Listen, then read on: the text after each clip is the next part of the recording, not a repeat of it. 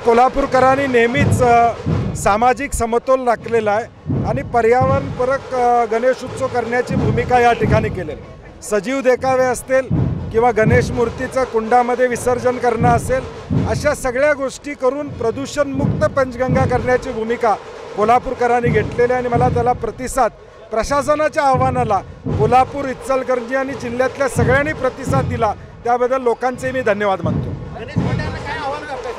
नाही, आजची मिरवणूक ही शांततेनं व्यवस्थित पार पडावी, प्रशासनाला सर्वांनीच आपण सहकार्य करूया, कारण की गेले 8 दिवस पोलीस असेल, प्रशासन असेल, संपूर्णपणे या यंत्रणेमध्ये व्यस्त आहे।